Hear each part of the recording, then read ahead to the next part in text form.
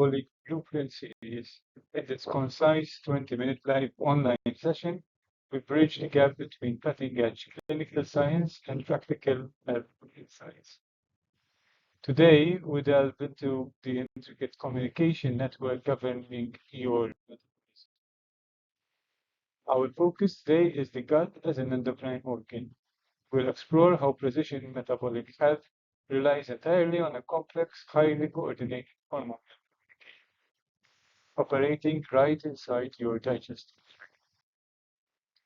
Though we often think of digestion purely as food breakdown, the gastrointestinal tract is actually the largest endocrine organ in the body. Scattered throughout the gut lining are specialized enteroendocrine cells. In response to the nutrients we ingest, these cells secrete potent signaling peptides that orchestrate a systemic metabolic response.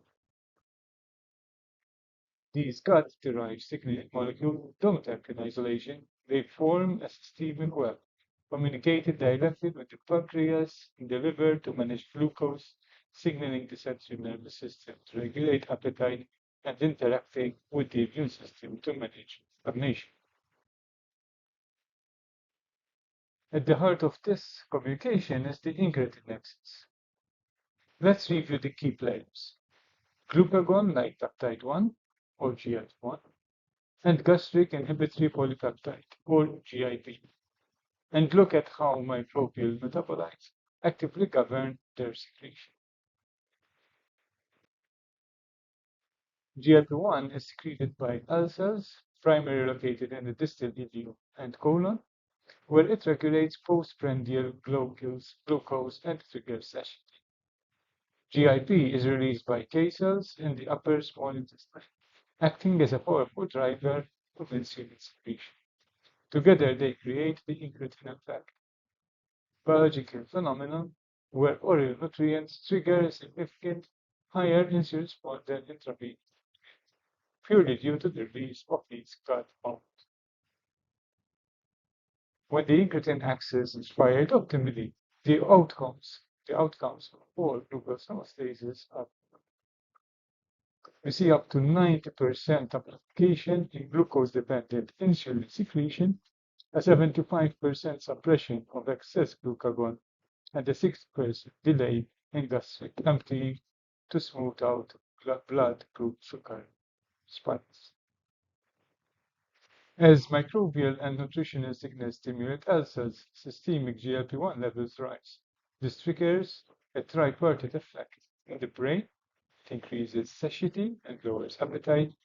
In the pancreas, it optimizes the insulin to glucagon ratio, and in the stomach, it slows motility to regulate digestion. The metabolic signaling network forms a broader metabolic network. Alongside the incretins, we see the satiety regulation managed by PYY and ghrelin to regulate hunger, and CKK, which acts as a digestive catalyst releasing enzymes and stabilizing gastric transit. So let's move on to the metabolic signaling part. Here is the crucial paradigm shift. The body doesn't manage the system. The gut microbiota acts as the primary sensor through the fermentation of dietary fibers into short-chain fatty acids, the transformation of primary bile acids into secondary bile acids, and the breakdown of proteins into endos. Our microbiome acts as the ultimate signal source to trigger these hormones. Let's break down these three primary microbial pathways, starting with the fiber connection.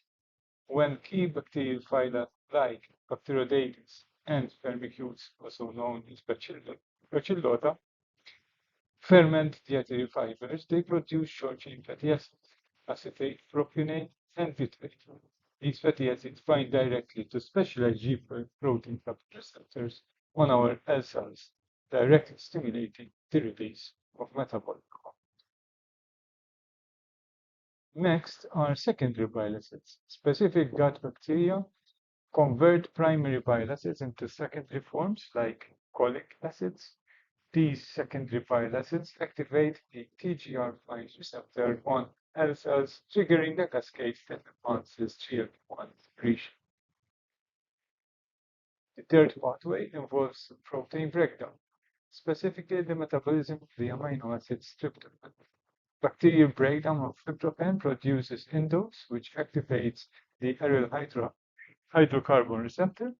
This path not only stimulates GLP-1 and PY1 expression, but also dramatically strengthens the gut barrier and reduces local inflammation. This brings us to the profound link between the brain and the gut. Microbial-induced incretins signal through the vagus nerve and cross the blood-brain barrier. By acting directly on the hypothalamic centers to promote satiety and moderating gastric emptying, the microbiome effectively holds the steering wheel of the host's appetite. In addition to metabolites, bacteria also produce specific signaling proteins. For instance, the CLPB protein produced by E. coli acts as a mimic of our body's own satiety hormones. Meanwhile, proteins like MECO1 and AMUC1100 from specialized strains like Akkermansia bind to host receptors to simultaneously protect gut barrier integrity and drive the GLP-1 response. This creates a powerful synergy. A healthy gut barrier, supported by organisms like Akkermansia, maximizes GLP-1. In return, robust GLP-1 levels help suppress metabolic detoxemia, blocking inflammatory lipopolysaccharides, LPS, from leaking into the bloodstream and causing systemic metabolic dysfunction. In lifestyle medicine practice, we transition from theory to precision medicine by integrating these measurements, by tracking circulating peptides for signaling efficiency, evaluating glucose markers, and mapping microbiome data for short-chain fatty capacity.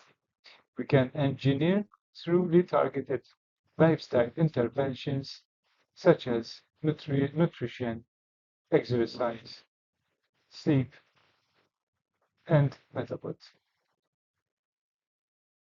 The convergence of gut peptides, immune modulation, and microbiome balance defines the true future of metabolic medicine.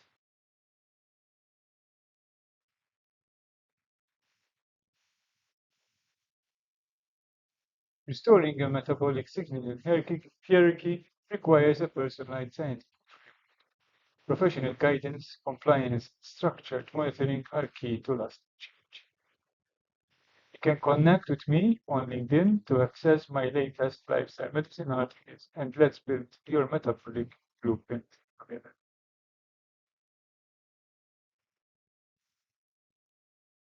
To expand on this, I am thrilled to announce that in August I will be joined by co-host and Dr. Miruna Muha, an international expert in endocrinology and longevity, to explore the deep interconnectedness of the gut metabolism inflammation axis. These are our partners.